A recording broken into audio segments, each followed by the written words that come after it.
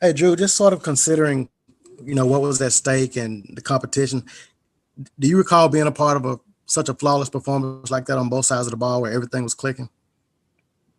Yeah, I'd say those are rare, especially against as good a football team as the one we just played. As many weapons as they have on the offensive side of the ball, our defense just played phenomenal.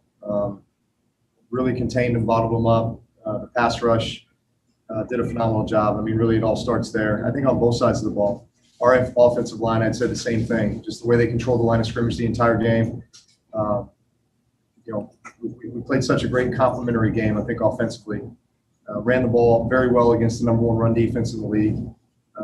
We're able to find a lot of completions, a lot of first downs, kept moving the chains, scoring touchdowns when we got in the red zone. So, all the way around, it was a really solid performance by the entire team. Next question's from Doug Mouton. Drew, that first touchdown, when you pump to Alvin and Traquan runs free, what is sort of your progression on that? What are you looking for that? And pre-game, did you think that was a play that they would be biting on Alvin and you'd find somebody running free? Yeah, absolutely. So you see the replay, and we've got two guys going vertically, Taysom and Traquan Smith. And so my eyes went to Taysom first and looked at like the safety grabbed him. I couldn't really see Traquan, couldn't really see the way the corner reacted. Just kind of had the rush in my face. So slid, moved, saw Traquan back in the end zone, let it fly. And it was funny because I got hit and I was going down, and Teron Armstead caught me, propped me up and said, I wanted you to see this touchdown. So it's funny how offensive linemen catch that stuff, like they're blocking. And the minute that their guy sees that the ball's been thrown, their guy usually turns around, and then immediately the offensive lineman's eyes go down the field. So it was funny that he caught me, propped me up, and said, just wanted you to see this touchdown. Is that the advantage of what Alvin has done through the first half of this season, that teams are going to overplay Alvin like that and you can use?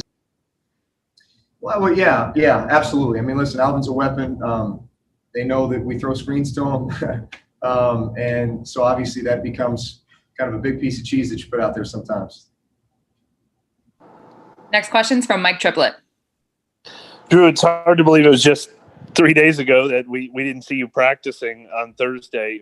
First of all, was that a new shoulder injury that occurred during the Bears game, or something you've been dealing with? No, it's something I've been dealing with. And I mean, was there ever any doubt about this game, or it was just a maintenance thing that you wanted to? No, there was no doubt, just maintenance. And this is a few performances now where you've been on the injury list midweek and then you just come out lights out. I mean, is there something about sort of channeling that in any way, or getting you to focus in even more, or coincidence? I would just say that sometimes the recovery is as or more important as the preparation itself. Next question's from Jarrett Bell.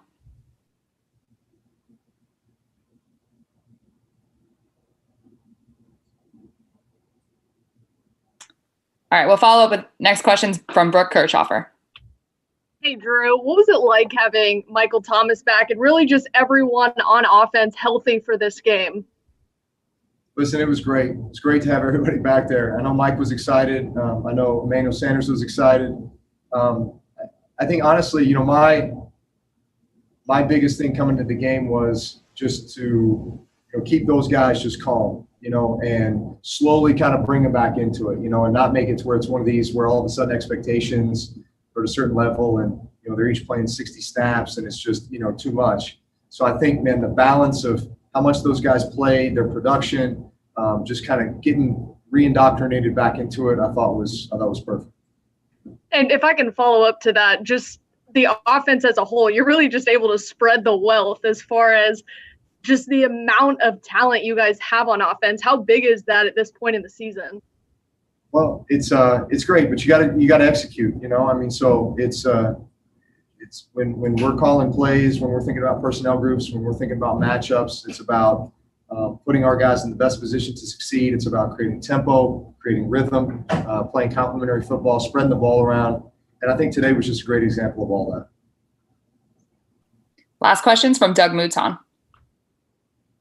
From a play calling rhythm standpoint, was this as good as it's been in a while? It seems like they were off balance every play. Yeah, I think we played with great tempo. I thought that, Taysom Hill was a huge contributor today. That's probably the most carries he's had in a game.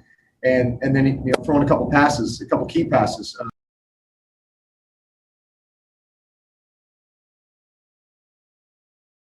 The run game and pass game, and now you throw in a weapon like Taysom Hill who can run or pass, and it just pick your poison. All right, guys. Thanks. Thank you, Drew.